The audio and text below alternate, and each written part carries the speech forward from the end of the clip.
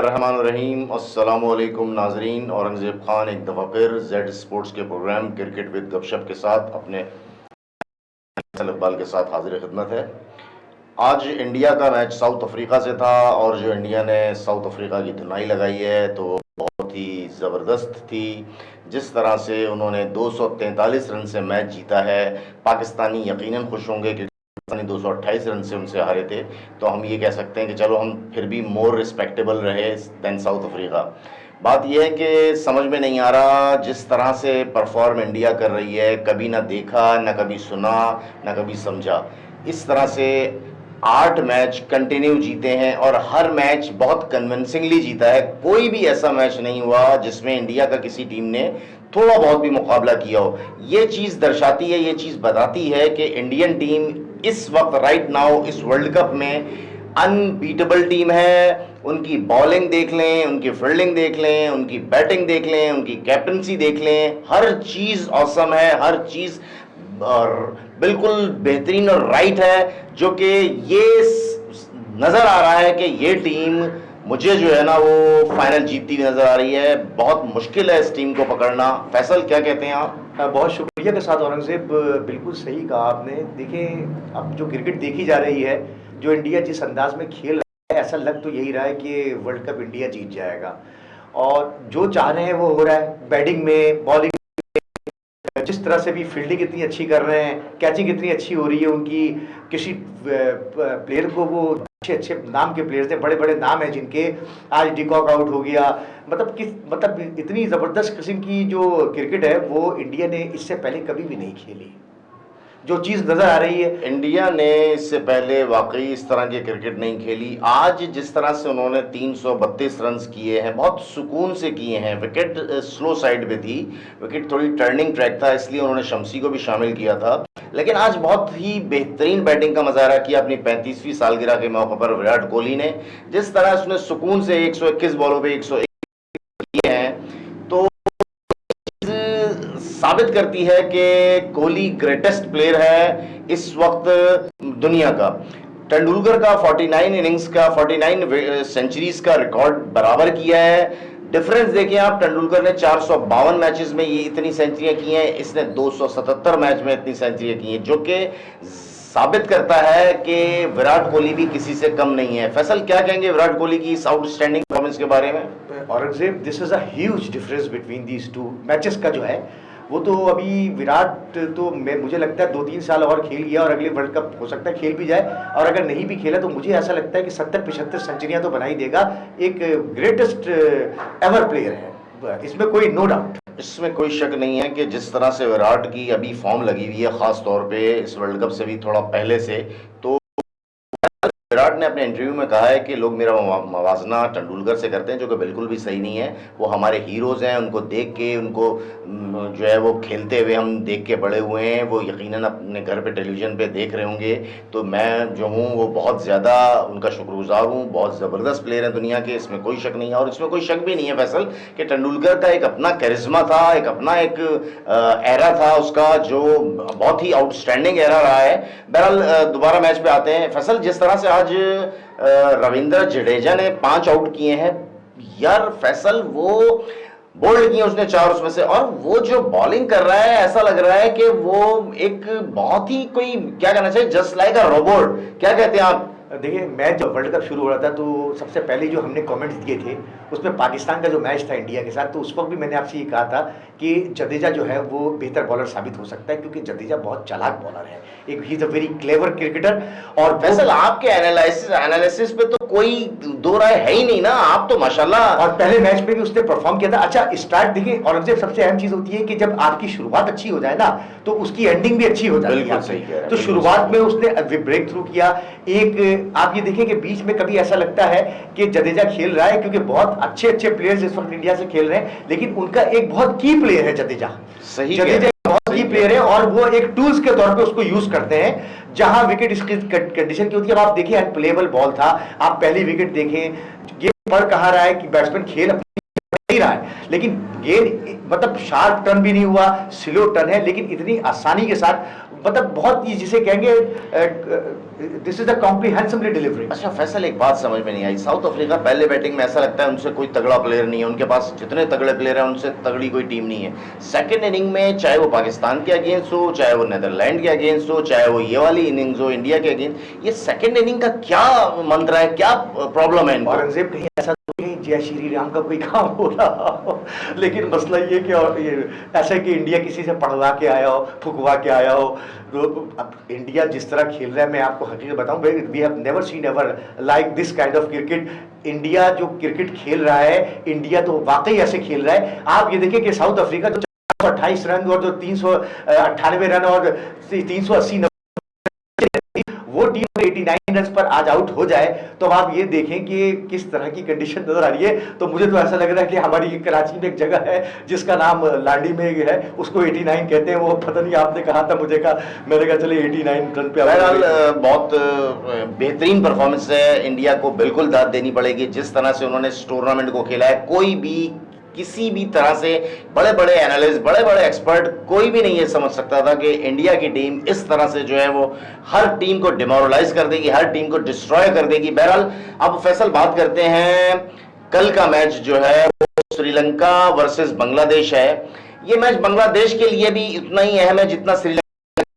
वजह यह है कि बांग्लादेश भी बहरहाल अपनी प्रेस्टीज कायम रखने के लिए, अपनी थोड़ी सी बेहतर पोजीशन के लिए इस मैच को जीतना उनके लिए भी बहुत ज्यादा जरूरी है, लेकिन उसके साथ साथ श्रीलंका का भी ये मैच जीतना बहुत ज्यादा जरूरी है, क्योंकि श्रीलंका की भी बहरहाल रिस्पेक्टेबल पोजीशन बन जाएगी कि वो अगर ये, और बहरहाल ये आप अपने जहन में रखें कि श्रीलंका की टीम अभी तक वर्ल्ड कप से बाहर नहीं हुई है। क्या कहते हैं? बिल्कुल आपके साथ जाऊंगा इस बात पे, लेकिन मुझे बांग्लादेश की टीम की बॉडी लैंग्वेज अच्छी नज़र नहीं आ रही, इसलिए कि बांग्लादेश ने इस टूर्नामेंट में थ्रू आउट जब से शुरू हुआ है कोई ऐसी कारकर्दगी नहीं है कि कोई ऐसा कोई एक या कोई दो मैचेस जीते हों या कोई ऐसी फाइट बैक की हो उन्होंने, वहाँ पे उनका इंटेंट नज़र नहीं आ रहा। तो मैं बिल्कुल भी ये नहीं कह सकता कि कल बांग्लादेश, मुझे श्रीलंका जीतती हुई नजर आ रही है, और श्रीलंका को मैं बिल्कुल फेवर भी करूंगा, क्योंकि श्रीलंका की जो बैटिंग लाइनअप खास तौर पे 4 से 5 बैट्समैन उसके ऊपर के हैं, वो बहुत अच्छे रन्स करने वाले प्लेयर्स हैं, और उनसे उम्मीद है कि वो कुछ कोशिश कर रहे हैं, और उनका एक मैच जीतना इसलिए भी ज़रूरी है कि कम से कम उनका मैच जीतने से उनका मोराल हाई होगा, और जो 9 तारीख को न्यूजीलैंड से श्रीलंका मैच खेलेगा उसमें वो फाइट कर सकता है न्यूजीलैंड के साथ, क्योंकि न्यूजीलैंड भी 4 मैच हार के आया है, और ये एक अच्छी कंडीशन, और हमारे लिए भी जो है वो मैच बहुत जरूरी होगा। मैं आपको बताऊं, हमारे लिए 9/11 शुरू होने वाला है व्यूअर्स। किस तरह से 9 तारीख को श्रीलंका न्यूजीलैंड है, वो जीते न्यूजीलैंड की श्रीलंका की टीम, और फिर 11 तारीख को हमारा इंग्लैंड से मैच है, और हम जीते तो इंशाल्लाह हम 9/11 क्रॉस करके यकीनन वर्ल्ड कप के सेमीफाइनल में जा सकते हैं। बात यह है कि कल इंशाल्लाह अल्लाह करे अच्छा मैच हो बांग्लादेश और श्रीलंका का, क्योंकि बहरहाल बहुत कम मैचेस जो है ना वो ऐसे हुए देखने का दिल चाहे और टेलीविजन से हटने का दिल ना चाहे, ऐसा हुआ नहीं है। बहरहाल थोड़ा सा फिर पाकिस्तान की कैंपेन पे आ जाते हैं फैसल। जिस तरह से कल बाबर आजम ने उसके साथ जो एक बहुत हेल्दी पार्टनरशिप दी है, बाबर आजम को बड़ा प्रेस कर रहे हैं लोग बहुत ज्यादा। बाबर आजम पे जो इतना ज्यादा जो लोग भुने हुए थे, जले हुए थे, तो क्या कहते हैं आप बाबर आजम की कल की बहुत बेहतर परफॉर्मेंस पे? जले हुए थे, भुने हुए थे, बिल्कुल आपने सही कहा, क्योंकि परफॉर्मेंस ऐसी थी ना औरंगजेब।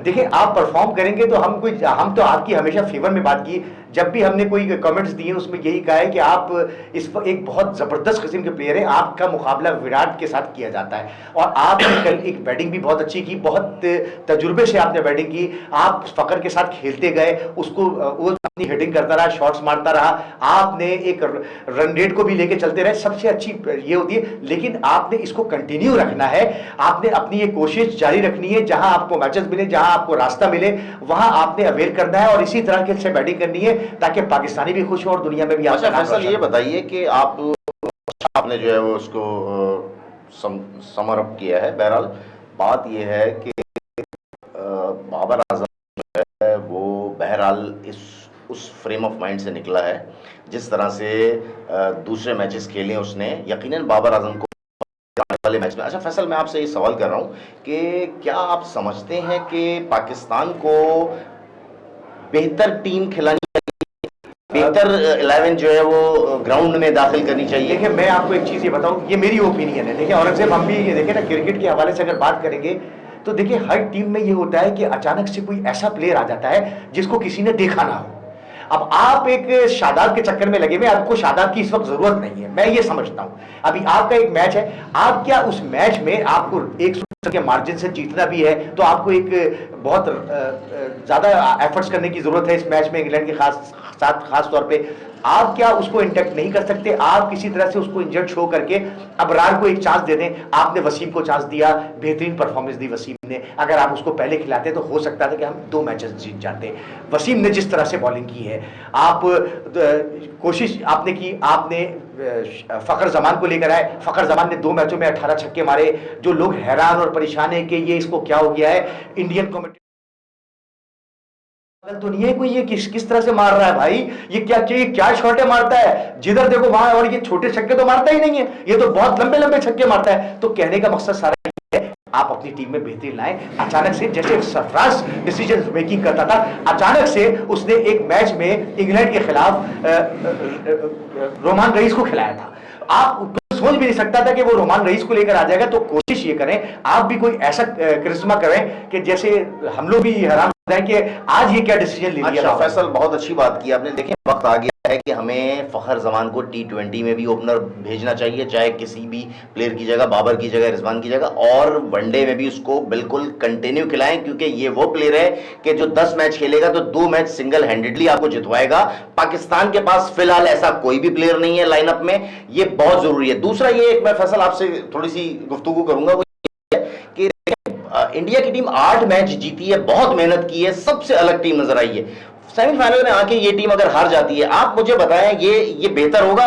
ये बेहतर फैसला नहीं होगा। बेहतर फैसला होगा जिस तरह से ये जो मुख्तलिफ लीग्स में जो है वो होता है, वो उसको क्या कहते हैं फैसल, वो जो लास्ट में 2 मैचेस जो है ना वो मिलते हैं उनको, उसका होता है कि जैसे पाकिस्तान में भी पीएसएल में भी हो चुका है एक दफा। हाँ, तो वो सिलसिला होना चाहिए कि कम से कम फाइनल या सेमीफाइनल, फाइनल जो है वो 3 बेस्ट ऑफ 3 का फाइनल होना चाहिए, जिस तरह से अपना बेंसन एंड हेजिस कप में भी हुआ था, ताकि एक टीम को बहरहाल चांस रहे कि वो सेमीफाइनल या फाइनल में आके बिल्कुल अगर कोलैप्स कर जाए तो ये थोड़ा सा औरंगजेब, आपका कहने का मतलब है एनीथिंग न्यू, कोई ऐसी इनोवेशन लेकर आए पहले कभी भी नहीं हुआ, लेकिन इंडिया ने ये फॉर्मेट बहुत अच्छा रखा है और ये क्रिकेट का फॉर्मेट बहुत बेहतर है। इससे सारी टीमों को एक दूसरे से खेलने का मौका मिलता है। वो प्ले ऑफ कहलाता है कि जो टीम 2 टीमें जो ऊपर होती हैं सबसे, वो टीमें उनके पास एक चांस होता है, वो आपस में टकराती हैं, वो हारती भी हैं, तो 2 जो टीमें 3rd और 4th होती हैं वो उनसे मैच खेलती हैं। हमने ये बेहतर सजेशन है मेरी तरफ से। क्या कहते हैं आपकी? बहुत बेहतर है, क्योंकि कार्ल्टन एंड और बेंसन एंड हेजेस में ऑस्ट्रेलिया में 2 दफा ये हो चुका है। वो तो खैर फैसल, वो तो बेस्ट ऑफ 3 फाइनल नहीं, बेस्ट ऑफ 3 फाइनल नहीं, सॉरी, ये जो आजकल की जो लीग्स हो रही है ना, उसमें जो प्ले ऑफ होता है, वो जो ये बड़ी दुख की बात होगी। यानी कि आपका कहने का मतलब है कि एक टीम 9 मैच जीती हुई है और 9 मैच करती है ना इंडिया की टीम, अचानक से कोई ऐसी कंडीशन हो जाए जो हार जाए, तो उसके पास एक चांस होना चाहिए, उसके पास एक चांस होना चाहिए। तो ये बहरहाल ये सोचना चाहिए आईसीसी को खास तौर पे, क्योंकि बहरहाल, और दूसरा ये कि इतना फटीक वाला टूर्नामेंट था, कम से कम 18 प्लेयर्स को जो है ना इनको प्ले यानी कि स्क्वाड में 18 प्लेयर्स को इनको रखना चाहिए, क्योंकि बहरहाल 9 मैचेस खेलना कोई मजाक नहीं है आजकल की, जिस तरह की एक तो इंडिया में गर्मी बहुत शदीद थी। बहरहाल व्यूअर्स, अच्छी हमारी डिस्कशन हुई।